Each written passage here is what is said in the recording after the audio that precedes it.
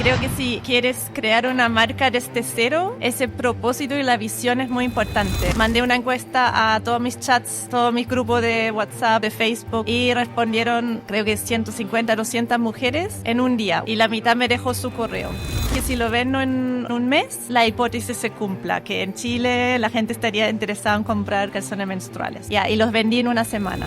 Los montos iban creciendo, ambos de ganancia y de costos. Me llamó la atención una empresa en particular que se llama Merama, son mexicanos. Los vi mucho en LinkedIn, posteando, habían levantado muchos fondos, se volvieron unicornio y estaban como juntando a empresas de e-commerce. Y eso lo encontré interesante porque los otros conceptos más de venture capital no están tan interesados en un e-commerce. Y lo otro que buscaba era como apoyo estratégico, práctico, más que solo alguien que dice, te meto plata.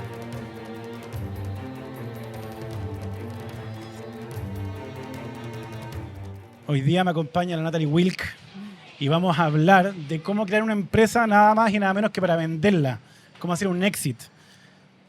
Esta mujer es una experta en crear empresas para venderla, nada más, así de simple.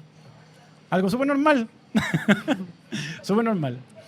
Y quería hacer una pequeña introducción porque yo rayo con un concepto y yo digo que los seres humanos aprendemos y soñamos según lo que creemos que es posible, ¿cachai? Y siempre que lo que creemos que es posible es lo que nosotros vemos a nuestro alrededor que es más común. Y por eso me importa tanto que gente como tú se haga conocida y historias como la tuya se hagan conocidas, porque en la medida de que más gente conoce tu historia, los bordes de lo que es posible se expanden. Estamos de acuerdo, ¿no es cierto? Muy lindo dicho. ¿Estamos de acuerdo? Sí. Así que bienvenida a la Natalie Wilk, a Negocios del Futuro. Un aplauso para ella. Vamos a hacer hoy día, este podcast va a ser hiper simple. Vamos a hacer 4 preguntas, así de simple. 4 preguntas y un bonus. Que las 4 preguntas van a ser el proceso de cómo ella creó una empresa hasta que la vendió. Entonces vamos a partir por la primera pregunta, que es cómo elegiste tu sector o cómo elegiste el negocio, cómo elegiste ingresar al sector en donde elegiste tomar el tema de culot. ¿Por qué elegiste ese negocio y no otro? Culot fue mi segunda empresa que creé, ya con mucho más años encima. La primera fue con 21 años y Culot ya con 10 años después, de hecho. Y fue durante la pandemia, en julio 2020. ¿Ya? Y más que la gran investigación del mercado y todo, yo tenía un cajón de ideas y había ideas adentro. Y los calzones menstruales estaban adentro, porque lo había visto en Europa, en Estados Unidos, que es siempre un buen indicador para Latinoamérica. No tenemos que reinventar la rueda. De lo que está pasando, sí. Claro. Y esta idea que está en el cajón, creo que la visión es interesante. Si tú tienes una idea y ya te imaginas cosas en tu mente de cómo podría ser y cómo lo podrías hacer y el Instagram y la web y los modelos y todo, y lo tenía mapeado en mi mente ya listo, empaquetado. Wow. Y dije, ok, aquí hay algo interesante, y eso se sumó al tiempo de pandemia donde recién me separé, vivía sola, estaba trabajando mucho y no podía salir ni ir a Alemania ni salir a la calle, así que estaba encerrada y tenía tiempo de sobra. O sea, se juntaron los dos factores, como tu vida personal en qué estaba, sí, y tenía yo una idea ya, y en esa idea algo que hablamos durante la semana fue como, por un lado estaba como la visión de negocio, pero por otro lado estaba como el impacto. Tenía como ganas de generar algo con impacto, ¿o no? Sí, y en primer lugar, quizás suena un poco más egoísta, pero fue autoayuda, porque estaba de verdad volviéndome loca viviendo sola y tenía que hacer algo. Y empecé con puzzle, hice como un challenge de fitness, después tomé vino, no sé. Ah, ya, pero fueron intentos. Fueron varios intentos de pasar las noches mejor, ahí sola, encerrada, y después dije, no, chao, tengo que hacer otra cosa. Y siempre me gustó de Chile, yo soy alemana, me gustó de Chile siempre la aventura, las oportunidades. Y sentí que en la pandemia eso se cortó y la aventura ya no estaba. pero sí estaban las oportunidades y tenía que traerlas a mi cocina. Y al final eso fue la intención, en primer lugar, de crear la empresa. Wow. Wow. ¿Qué pesó más? ¿Pesó más como el negocio, el decir aquí hay una oportunidad que puede ser rentable o aquí hay algo que a mí me puede hacer feliz o puedo hacer feliz a otras personas? ¿Cómo fue el análisis? Hoy día viéndolo en perspectiva, porque obviamente me imagino que en ese momento fueron otras las cosas, ¿cachai? Pero vino más de la visión que te comenté, que me lo imaginaba en mi mente, me imaginaba algo interesante para crear. Mi mamá es ginecóloga, así que yo crecí con esa visión de salud de las mujeres, romper tabús. En mi casa se hablaba mucho de cualquier tema porque mi mamá era médica. Claro. Así que venía un poco de esa perspectiva, pero igual cuando empecé a salir al mercado a hablar con gente, noté que había una oportunidad de negocio muy grande. Y al final, si lo piensas, la mitad de la población son mujeres. Exacto, sí. Muchos años menstruando, muchos años pasándolo mal por el tema. Exacto. Y a la vez mucha basura que se crea utilizando productos desechables porque no había innovación en el mercado por muchos años. Claro. Y ahí tú conectas con la idea de quizás del impacto en todas estas mujeres de poder decir, darles una solución súper, o sea, una tremenda solución. Sí, y creo que si quieres crear una marca desde cero, ese propósito y la visión es muy importante, porque invita a otras personas a sumarse a tu visión. Claro. Porque hay algo más allá de, te vendo algo. Exacto, es como te vendo un cambio de tu vida, te vendo mejora de tu comodidad, mejora para el planeta. Y ahí la gente hace clic y se suma. Y también para mí algo que me motiva levantarme todos los días y gastar todo mi tiempo en eso. Es que por eso te pregunto, porque muchas veces cuando nosotros elegimos productos, elegimos a qué dedicarnos, muchas veces podemos hacer un Excel con tendencias de mercado, oportunidades de mercado y todo eso, pero pucha, quizás son cosas que no nos calientan, que no nos prenden, que no nos entusiasman.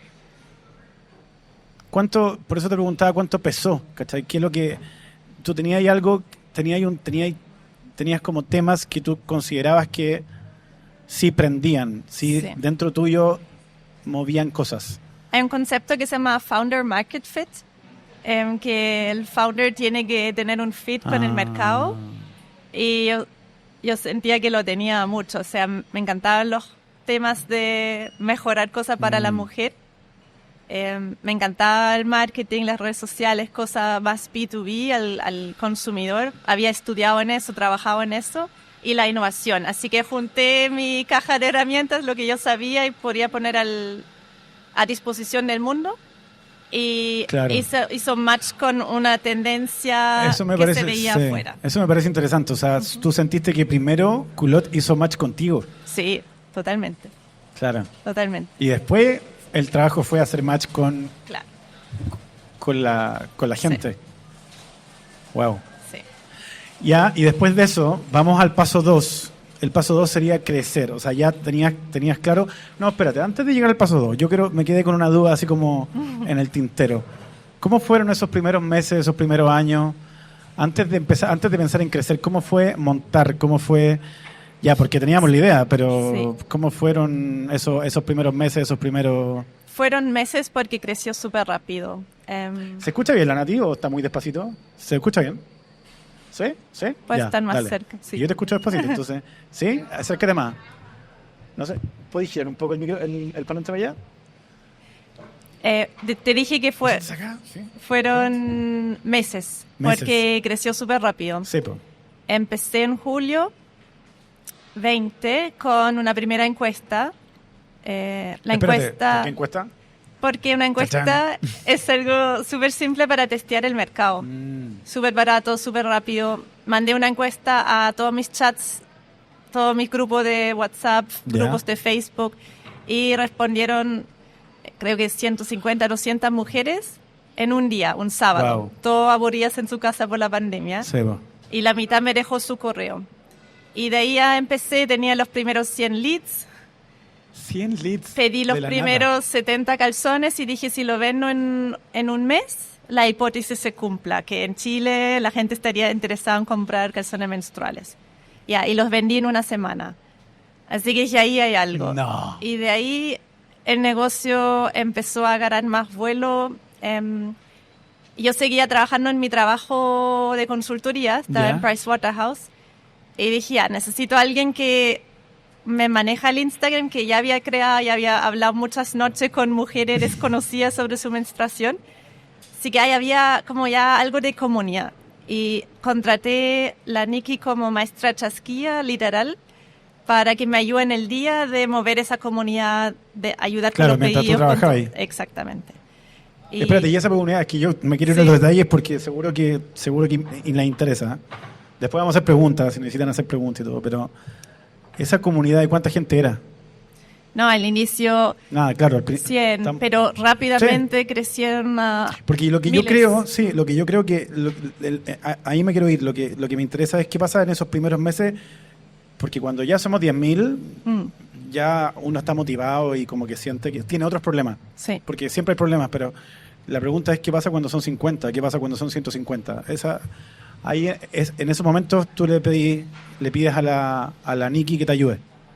Claro, sí. Y mientras lo primero fue súper, vi, esa mujer me siguió, yo seguía a sus amigas, como que eso muy orgánico en la noche, no sé, no exagerarlo para que Instagram no te bloquea, pero seguir a más gente, darle like a su foto, que ven tu página. Exacto. Pero lo importante ahí fue que mi tema, la menstruación, enganchó. Claro. Y que en nuestro Instagram desde un inicio había poco fotos de producto. Era muy educativo. Y era muy del tema. Sí. Sí. Y este tema en Chile, ya por suerte creo que puse mi granito para que se soltara el tema, que haya menos tabús, pero cuando llegué a Chile en mi intercambio, me acuerdo las chicas me decían, estoy enferma. Y yo, ¿qué tienes? Y estaba menstruando. Como ese uso de palabra ya demuestra mucho de cómo la sociedad maneja el tema. Exactamente. Pero para mí estoy haciendo un paralelo muy, muy heavy con la entrevista que hicimos con la Jane Morgan de Happy Jane, porque fue muy parecido. O sea, la Jane también le pasó lo mismo con los juguetes sexuales que empezó a decir, pero ¿qué pasa acá?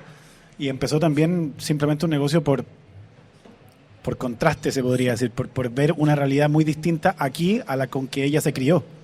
Y de hecho la Jane fue como la primera gran empresa que creyó en mí. Me conseguí su contacto vía un colega de trabajo y le escribí y me dijo, pero nos juntamos un café. Y después, no sé, como no tenía nadie que cuidaba a su hijo, así que dijo, no, ven a mi casa. No te y creo. yo, ok, cool, voy a la casa de la Jane.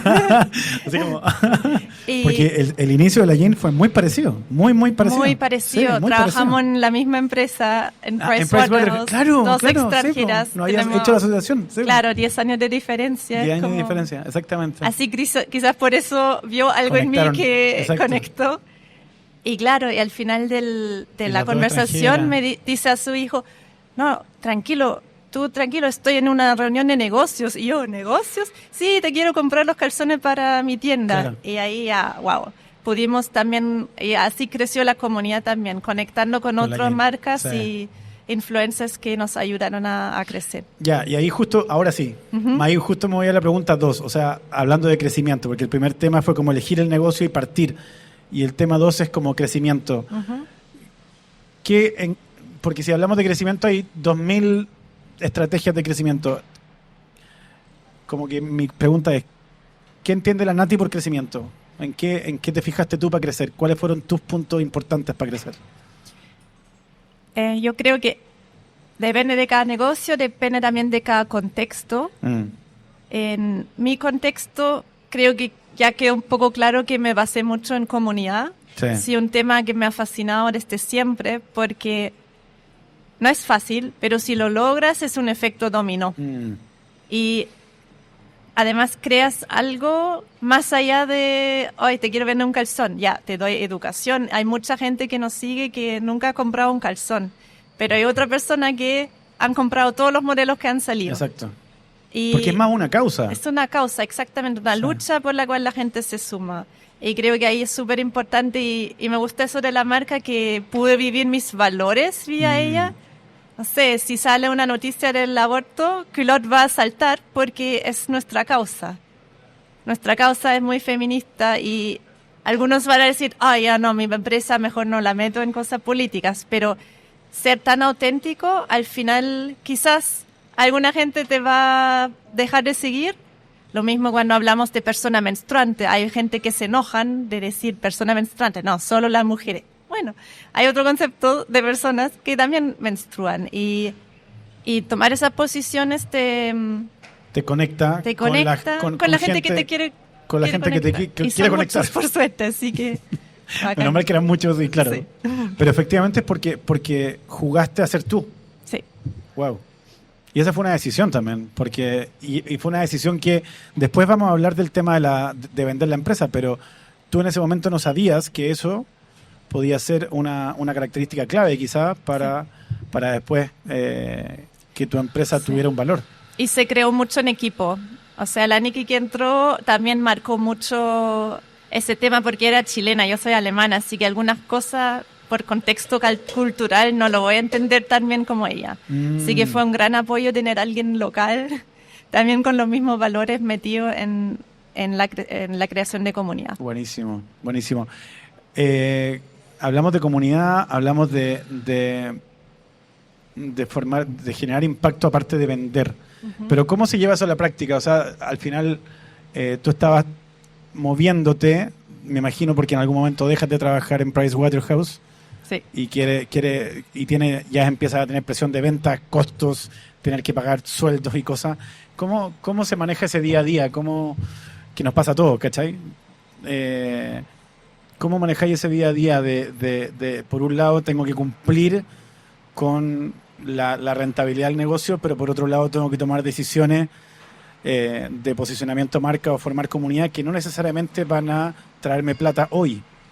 ¿Cómo fue esa etapa? Porque estamos hablando de antes de que esto es como antes de pensar en que Culot podía ser comprado por otra empresa, ¿no es cierto? Sí.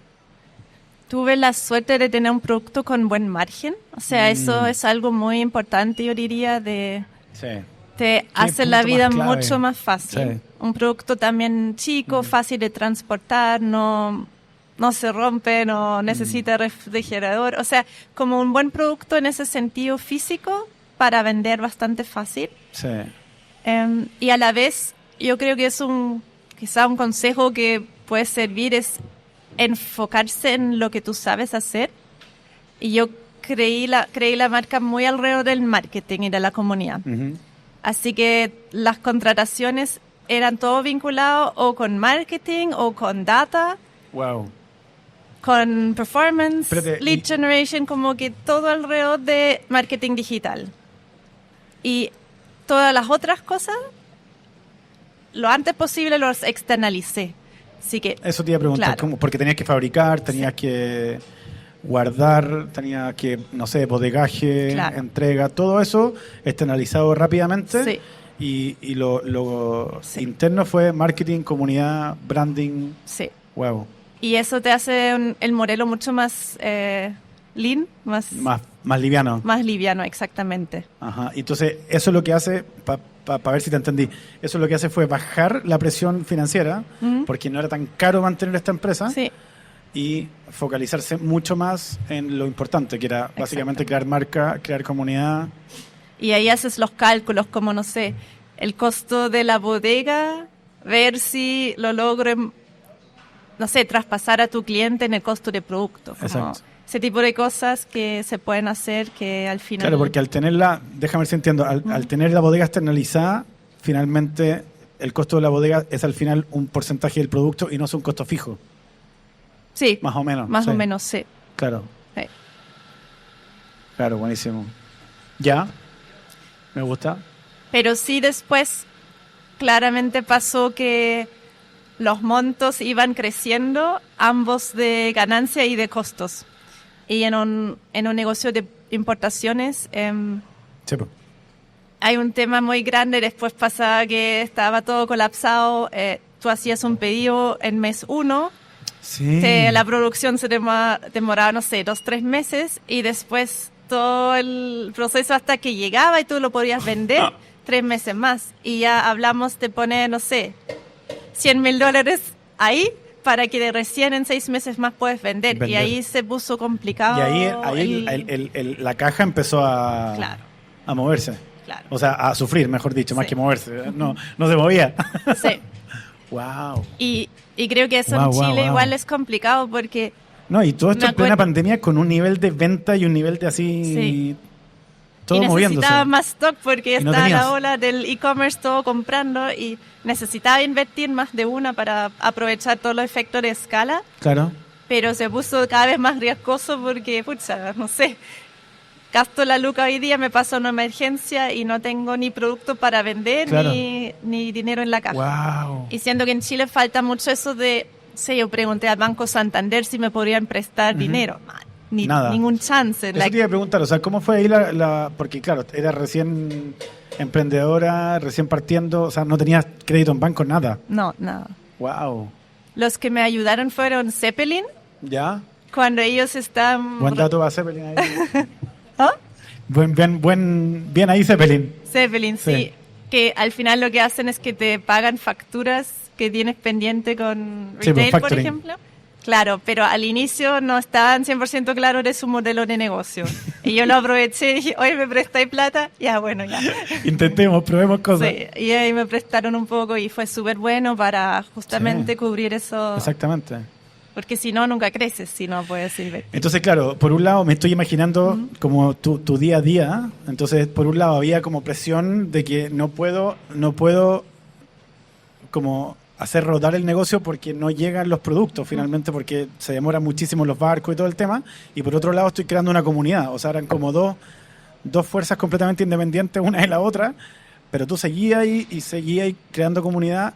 Y hablamos mucho de eso, que la comunidad era súper importante, ¿eh? Y crear un impacto en la gente era súper importante, no solamente porque eso era una forma muy inteligente de hacer marketing, porque tenías como un tema un poco viral, sino que también tenía que ver con el siguiente paso que vamos a hablar ahora, que tiene que ver con llamar la atención de un posible inversionista. Sí.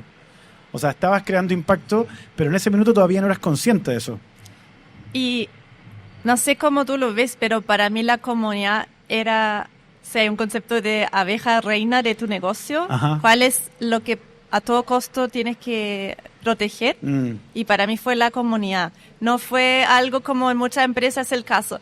Ah, sí, contratamos una community y hacemos algo en redes sociales. No, en nuestro caso fue el corazón. Y por eso Wow. no fue tan difícil de hacerlo, porque era muchos esfuerzos venían de ahí y las otras cosas se acoplaban. Después ya empezamos más con paid marketing también, pero siempre acoplado, usando los mismos videos, usando los virales para Exacto. que... O sea, siempre fue desde la comunidad. Claro, siempre desde la comunidad. Mailing también, como al final son distintos canales que te suman a lo mismo. Que te suman al concepto inicial. Sí. Pero en ese minuto, vuelvo al tema, en ese minuto no había conciencia de que eso podía llamar la atención a un posible comprador o a un posible inversionista. O ¿cómo fue?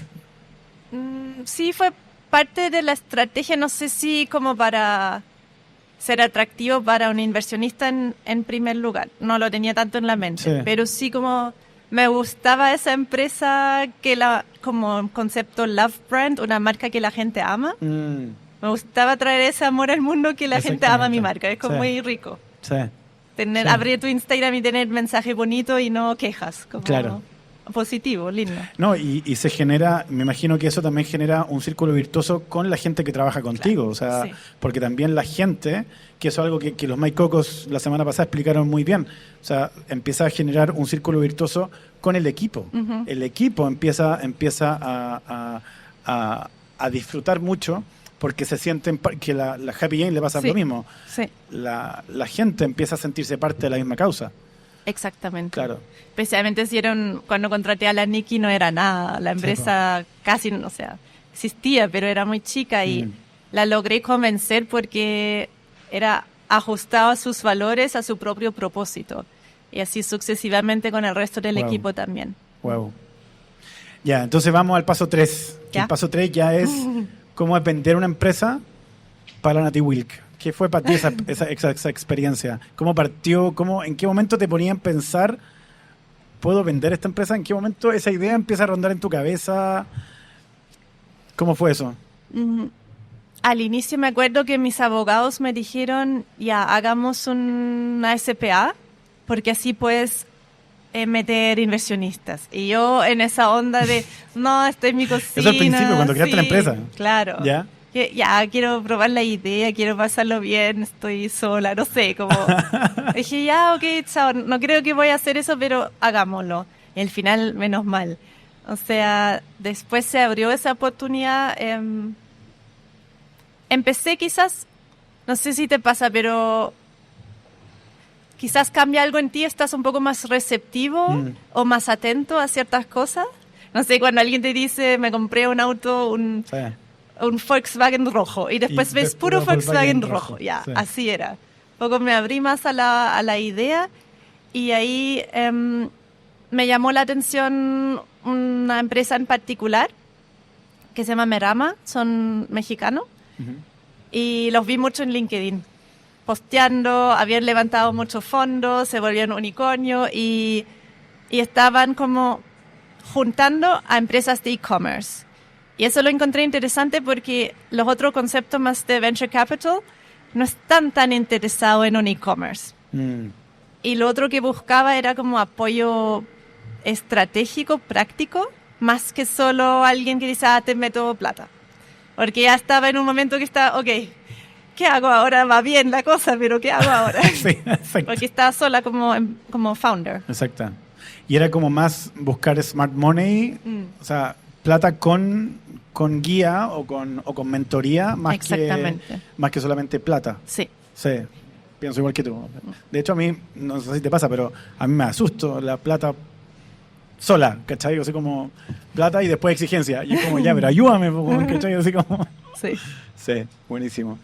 ¿Y cómo ya se aparece Merama en tu Sí, sí, claro. radar, ya.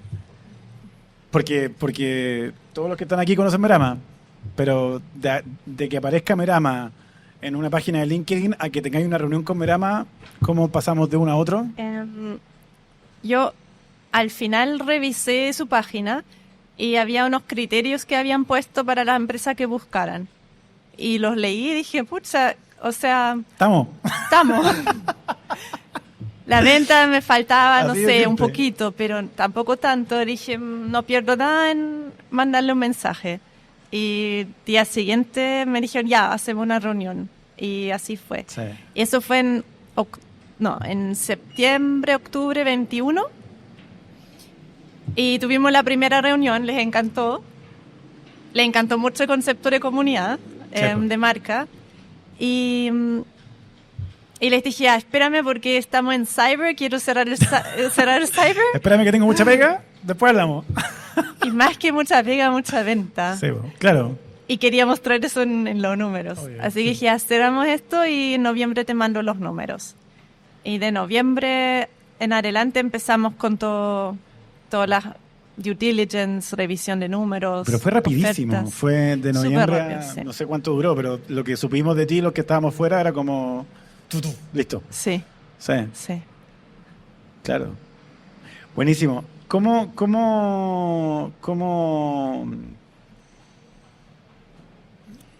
dentro del proceso, qué cosas fueron las cosas que más te costaron empezar, por ejemplo, despegarte de la operación, porque empezaste una vez que ya estás trabajando con alguien que empieza a hablar de comprar tu empresa, empieza a cambiar la forma en que trabajas? ¿Cómo son esos días? ¿Cómo es llevar esa realidad?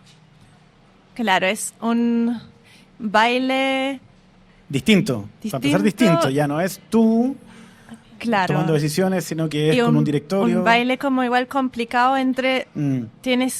Además, si estás sola, por algo, gente que tiene varios founders, uno se preocupa de levantar capital y el otro de la empresa. Operación. Porque me pasaba eso, que estaba en el rumbo entre, necesito avanzar con la empresa, pero a la vez me exigía mucha cosa también para evaluarla. Así que estaba ahí en ese saltando entre los dos Sí, mundos. y eso Pensando mentalmente también, ¿qué podría pasar si funciona? Pero que igual tengo que planificar adelante si no funciona. Así que... Claro, exacto. O sea, porque no quiere decir que estabas en el proceso, Claro. pero tampoco es como, listo, se acabó, solucionado, Exactamente. soy millonaria. No, es un proceso que tienen que cumplirse hitos, tienen que Sí. cumplirse etapas, y tiene que obviamente funcionar todo.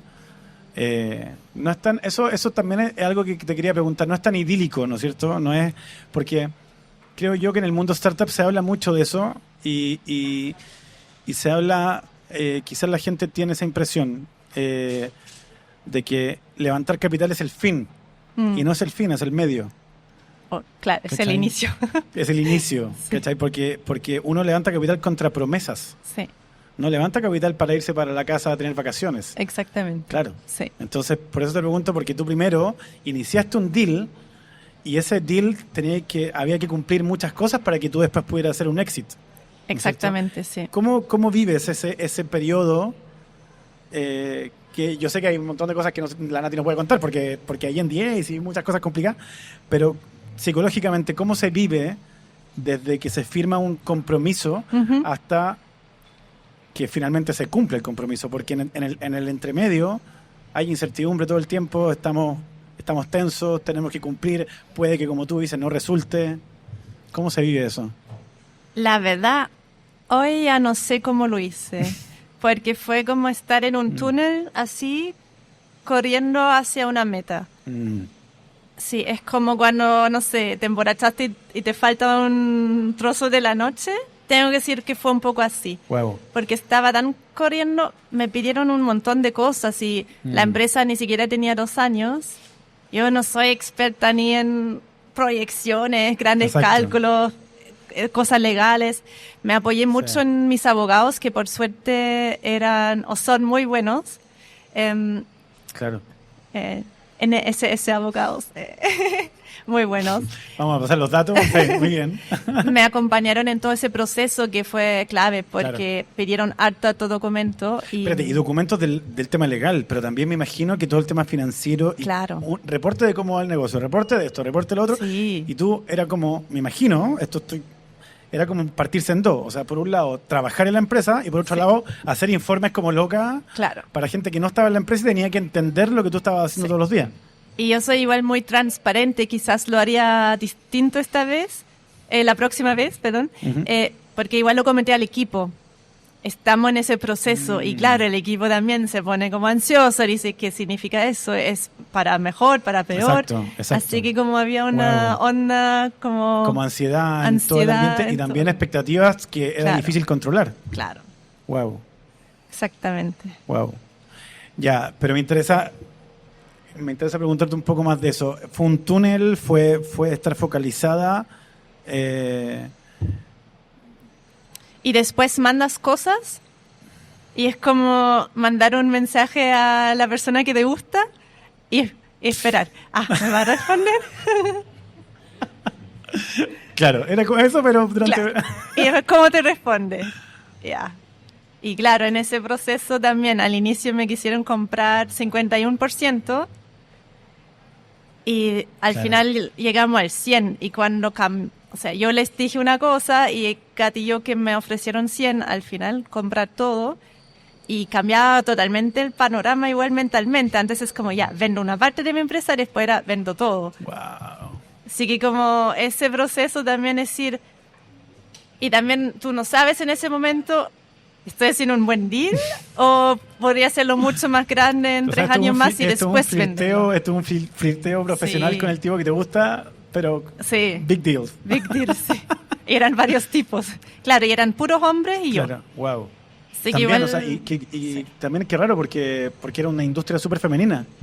pero, no había ninguna mujer ahí. o sea, el inversionista es más masculino Claro. su equipo. Sí. Wow, Eso igual era como... intimidante. Yo me acuerdo que como probé de anotar todo en la reunión que podía, especialmente las cosas que no entendía, y hacía poker face, como, ya, ok, no, sí. obvio, Lo el tenemos en cuenta, sí. SPTTK, ya, obvio, lo conozco. Eso sí, claro. Sí, Lo sí, tenemos sí. todo, está Y después cubierto. corriendo Así. donde los abogados, como, ¿qué es esa wea? Claro, es que Mucha presión y como esa presión corporativa de estar así como siempre. Claro. Y venir del mundo startup que partió en pandemia y estar haciendo lives así como Sí. con tu comunidad. O sea, claro, dos mundos completamente diferentes. Sí. Wow. Solamente te quería preguntar una cosa porque mi negocio, del cual soy fundador, porque soy fundador de un negocio de tecnología, nosotros estamos hablando con temas de inversionistas y yo tengo miedo de que llegue un inversionista que no sepa de tecnología. Ujú. Yo personalmente tengo miedo. Entonces, ¿cómo lo hiciste? Porque me imagino que si el inversionista, o sea, estoy asumiendo que no sabía tanto de la industria tuya o del negocio tuyo. Entonces, ¿cómo fue el explicarle o el poder traspasarle el valor que tenía para las otras mujeres todo el tema que estabas haciendo tú? ¿Cachai? ¿Te sentiste como que fue algo más difícil o fue natural? ¿Cómo fue eso? Dado que, y ahora volví a trabajar en un tema que estoy creando otra startup ahora, también en el tema femenino, ahora en la etapa menopausia. Y los dos temas tienen en común que el problema es demasiado obvio. Una vez que te metes, es obvio. Ok, Todas las mujeres ok, pasan por ok, eso. ok. Todas las mujeres, o sea, Ok. casi todas las mujeres menstruan. Claro. Todas las mujeres pasan por su menopausia. Claro. Es como... una vez Dos que dedos, lo sí. entendiste, Listo. también un hombre lo entiende, porque es obvio. Ya. No Así es física que, cuántica. claro, después más los detalles de que estamos pasados con una comunidad, que hacemos educación y no solo vendemos, eso les costó entender un poco más. Pero con el tiempo igual Perfecto. lo traspasamos, sí. Ok. Cuarta pregunta, y esta es como la cuarta pregunta final del ciclo que estamos Ya. del proceso. ¿Qué pasa después de vender? ¿Cómo son los días después? O sea, ya llegamos a esta meta que estábamos hablando, se logró, Sí, estamos felices, tiramos champaña, sí. y al día siguiente estaba literalmente sin pega, con la sensación de etapa cumplida, con feliz. Pero ¿cómo son esos días? ¿Cómo son esos...? Fue súper raro porque mi papá tuvo un accidente súper grave. Wow. Y fue como, pasó 2 días antes de que yo firmé. Y mi hermano no me lo quiso contar para no sacarme del proceso y me lo contó pensando que ya había firmado por el cambio de horario y me lo contó como 1 hora antes de que iba a la reunión. Así que estaba como, oh my God, qué onda, tengo que irme, no sé. Claro, Pero al mismo tiempo firmando como el deal, claro. que vinieron los mexicanos a Chile para hacerlo. Y después fui al Baco con mi pololo a comer ostras y tomar espumante para... Pero tú con sí, la cabeza en otra cosa. Pero la cabeza como full en otra cosa y me fui a ver mi papá después a Alemania, así que fue como muy... Wow. Como lo No muy hubo mucho bueno y tiempo muy para malo, celebración, como muy claro. mezclado. Y yo me seguí con Culot como gerente general contratado un poco más de 1 año. Así que no salí al final en el día a día. No fue tan, No fue tan tan brusco. abrupto. Más con el tiempo, los cambios que exigían, todos los documentos que exigían para la compra, después se notaba en su estilo también, obvio. Yo era una emprendedora sola, podía hacer como yo quisiera las cosas. Y después igual había alguien que decía, no, todos los miércoles necesito un reporte de A, B, C. Y yo, ok. Pero yo necesito grabar un video, no sé, Claro. crear un nuevo calzón. Así que ahí fue un proceso de adaptación de los dos lados, yo diría. Y también llevar el año más o equipo menos. en ese proceso de trabajas en una empresa chica, chilena, y después te compra alguien grande que tiene otra cultura. Claro. Y fue un cambio de cultura. Fue... Sí. Y el día que sales, el día que ya no trabajas más, Sí. ¿qué pasó ese día? ¿Cómo fue ese día? ¿Qué... Ya fue un proceso de... Yo salí ahora en agosto del año pasado y ya avisé, no sé, febrero, marzo, para igual darles el chance de reemplazarme, de preparar a todos. ¿Y tú sales porque era parte del plan que salieras o tú quisiste salir porque ya estabas como... podías elegir y ya estabas como ya no eras No parte de la tenía propiedad? un compromiso firmado Perfecto. de tener que quedarme, me quedé más porque me interesaba y Perfecto, porque lo como un pasaba cargo bien. como empleada. Sí. Claro. Porque ya habías Pero vendido la después de propiedad. un tiempo ya cumplí, porque me gusta crear las cosas Exacto. nuevas y no tanto operarlas. Claro. O sea, después podías elegir si quedarte o no Sí. y dijiste, bueno, trabajo un año Sí. y listo. Claro. Y ahí decidí de salir y fue como con mucha preparación, Sí. buen traspaso. Y súper ordenado. Claro. Ya, pero después... Y después dije, no quiero ni equipo, ni producto, ni bodega, ni nada. Y Ya, ok. ahí te conté antes Sí, que po. sí, arrendamos una casa en Matanzas y me dediqué a volverme pro en kitesurf. Ya, o sea, por eso te iba a preguntar. O sea, saliste, estabas cesante, literal, o sea, Sí. sin pega. Seguí, Sí. Claro, te fuiste a vivir a Matanza. O sea, como... sí. Esto es una pregunta que yo creo que se la he hecho a toda la gente que ha estado en esa situación. También se la pregunta a la Jane Morgan. ¿Ya? Porque la Jane Morgan no vendió su empresa, pero sí contrató un gerente general Sí. y salió, ¿cachai? Sí. También salió. Y como que yo le pregunté, ¿qué hiciste ese día? Y me dijo, bueno, lo pueden ver, pero pero me dijo, estuve con mi hijo. Así como, ¿qué hiciste tú? Hiciste kitesurf. Sí, hice kitesurf. Y sí. Y sí, y me fui a Alemania y me trajo un perro. O Muy sea, bien. sí, perro y Sí, kitesurf. quería destacar eso, porque no hay Ferrari, no hay helicóptero, no hay casa en Dubái. Nada más que decir. Eso. Sí. Sí, porque, No, porque no sé, hay no como me- una fantasía de como que vende tu Claro. empresa y vámonos y me compro 4 Ferrari y no sé qué, y Sí. como mucho... No es como tanto que mi estilo. TikTok y- nos tiene sí, convencidos de que tiene claro. que ser así, y no es así. No. Claro.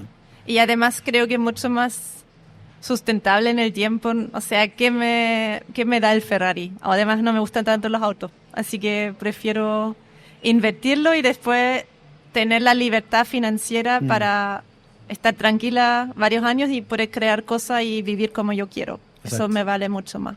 ¿Cuánto tiempo estuviste, o bueno, cuánto tiempo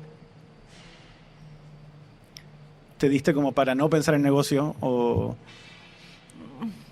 No sé, 2, 6 3 minutos semanas. conociendo a Nati? Claro, 2 minutos. Sí, poco, porque igual la mente rota y lo otro es la presión social, que la gente dice, ¿qué empresa vas a hacer ahora? Y yo Ya. como, no sé, sí. Y la gente te empieza a preguntar, claro. Y me dediqué más a...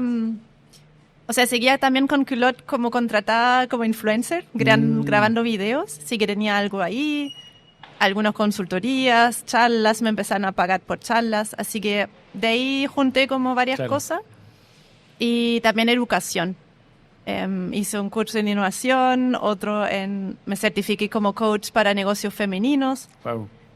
y empecé más en la línea de consultoría, pero más que nada para estar chill y ayudar a otras emprendedoras, otras empresas. Claro. Pero me duró poco y ahora quiero hacer una startup grande de nuevo. Así que, sí, como igual uno recupera energías y creo que ese proceso está bien, como reflexionar un poco qué quieres hacer, qué no, Sí, pues. y al final sí. Háblanos un poco de lo que quería hacer ahora. ¿Qué quería hacer ahora? Ahora ¿Qué ideas te están dando vuelta por la cabeza? La gente no sabe, así que por eso... quiero juntar toda la experiencia que tengo Ujú. para crear la siguiente empresa y seguir en la misma línea porque yo estoy como bastante convencido que el propósito que uno tiene en la vida Mm. puede variar un poco, pero hay una línea roja y la mía es como mejorar la vida de las mujeres. Ya lo hice para la etapa de menstruación y ahora es como muy natural pasar a la siguiente etapa, que es la menopausia, el climaterio, Ajá. que ya en Culot nos dimos cuenta de que hay un tema grande ahí y ahora investigándolo es un temazo, Un temazo. puros problemas, pocas soluciones, especialmente en Latinoamérica, y ahí como quizás viéndolo con más experiencia de emprender, estoy viendo también tendencias de mercado, tamaño de mercado. Quizás ya no es la Natalie de antes que estaba aburrida en su casa, porque las dos otras empresas la creé aburrida en mi casa, en mi cocina. Bueno, la verdad sí estaba aburrida en mi casa de nuevo. No, es verdad. O sea, pero con otro nivel de conocimiento base. Claro, otra experiencia quizás. Claro, Pero sí. siempre en momentos donde estaba ahí como chill, como aburrida, como... Sí. Mm. Como última pregunta, Nati, y como bonus track, ¿cómo te cambia la mentalidad? ¿Cómo piensa una persona que ya ha tenido 2 exits, que ha vendido 2 empresas? ¿En qué pensáis hoy día? ¿Cachai? para hacer tu próxima empresa? ¿Cuáles son los pilares que estáis pensando sobre los cuales montar tu nuevo proyecto? Creo que estoy más segura de mí misma, de lo que sé hacer, que muchas veces nos pasa a las mujeres que hay síndrome de impostor, especialmente si entras a una industria que quieres levantar capital, por ejemplo, necesitas inversionista, uno se tiende a ser más chica. Y tengo varias amigas que también son emprendedoras grandes y me dan un push como, no, y tuviste 2 éxitos, véndela la pomada. Y yo como, sí, es verdad. Y entonces más creerse el cuento y creerse el cuento también de que... Como hay un tema de seguridad importante ahí. Seguridad y que está bien tener propósito. Solo porque hay tantos startups que corren detrás de un growth exponencial y volverse unicornio, no significa que es la mejor solución. Yo me encanta el growth exponencial, pero siempre basado en algo que me hace sentido de crecer. O sea, primero lo que hace, como dijimos antes, como founder fit, como fit contigo. Sí. Ese es el primer match que hay que buscar, claro, según tú. Así que sí, voy muy desde mi caja de herramientas, mi caja de propósito, más que, oh, wow, vi esta idea que es como funciona, no sé, alguien está generando mucho lucas con eso, ver si lo puedo hacer acá, no me calza tanto. Y claro, y quizás en eso no destaques tanto porque quizás no hace tanto fit contigo, tanto match contigo, perdón. Exactamente. Claro. Exactamente.